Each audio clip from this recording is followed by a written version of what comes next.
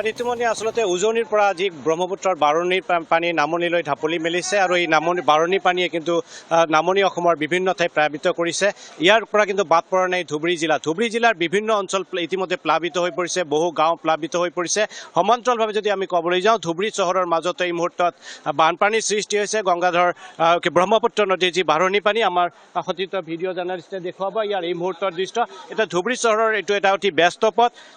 আজি যি খবৰ অনুসৰি কিন্তু পুৱা ৮ বজালৈকে ধুবুৰী ব্ৰহ্মপুত্ৰৰ যি জলস্তৰ প্ৰায় ১.৫ মিটাৰ ওপৰেৰে বৈছে আৰু তাৰ এই ফলতে কিন্তু ধুবুৰী চহৰৰ বিভিন্ন স্থান প্লাবিত হৈ পৰিছে। ধুবুৰী চহৰৰ এতিয়া অতি ব্যস্ত পথ, এই ব্যস্ত পথত এতিয়া একাটোৰ ওপৰত পানী আৰু এনেদৰে ধুবুৰী চহৰৰ বিভিন্ন বাট পথ প্লাবিত হৈ পৰিছে, বিভিন্ন অঞ্চল প্লাবিত হৈ পৰিছে।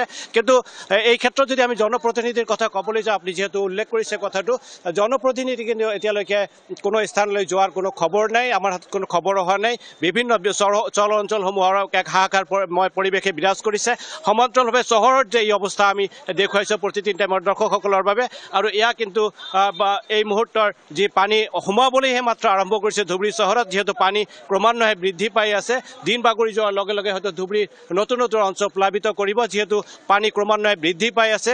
আৰু ধুবুৰী চহৰৰ মাজৰ এই মুহূৰ্তৰ দৃশ্য আমি দেখুৱাইছোঁ। এনেদৰে ৰাইজে হাহাকাৰ এক পৰিৱেশৰ মাজত যাতায়াত কৰিব লগা হৈছে। নিত্য প্ৰয়োজনীয় সামগ্ৰীৰ কাৰণে এইখন এখন ব্যস্ত চহৰ আৰু ব্যস্ত চহৰৰ এইটো এটা ব্যস্ত পথ, আৰু এই ব্যস্ত পথৰ মাজত ইয়াত বিভিন্ন ধৰণৰ যি সামগ্ৰী মানুহ ক্ৰয় কৰিবলৈ ইয়ালৈ আহে। এইটো এটা অতি ব্যস্ত যি আমি বজাৰ বুলি ক'ব লাগিব। ইয়াত যি নিত্য প্ৰয়োজনীয় যি খাদ্য সামগ্ৰী, যি কেঁচা সামগ্ৰী, কেঁচা মালসমূহ ইয়াৰ পৰা ক্ৰয় কৰাৰ সমান্তৰালভাৱে কিন্তু বিভিন্ন ধৰণৰ যি নিত্য প্ৰয়োজনীয় সামগ্ৰী ইয়াৰ পৰা ক্ৰয় কৰে।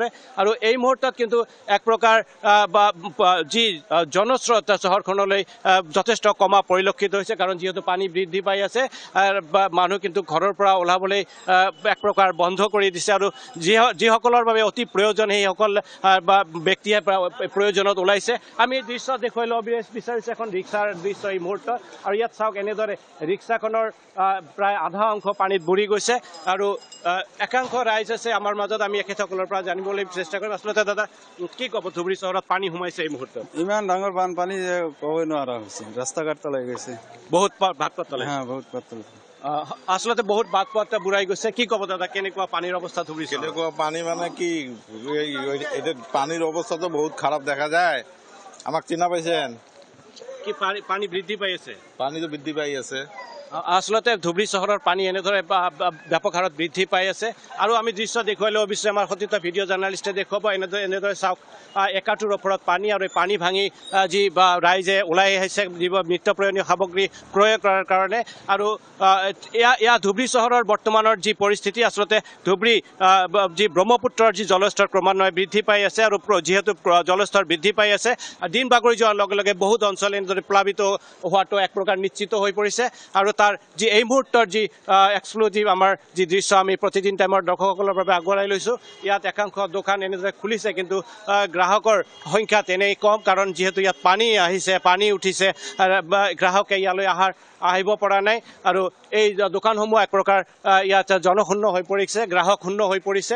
আৰু আচলতে ঋতুমণি আমি যদি ক'বলৈ যাওঁ, আপুনি ধুবুৰীৰ পৰা শেহতীয়া বান পৰিস্থিতি দেখুৱাৰ বাবে আপোনাক ধন্যবাদ জনাইছোঁ। যেনেদৰে ৰাজ্যৰ বিভিন্ন প্ৰান্তত এতিয়া খাদ্যৰ নাটনিয়ে দেখা দিছে বা যাতায়াত চলাচলত চালকসকল অসুবিধাৰ সন্মুখীন হৈছে, ঠিক একেদৰে ধুবুৰীতো একেই পৰিৱেশে বিৰাজ কৰা দেখিবলৈ পোৱা গৈছে।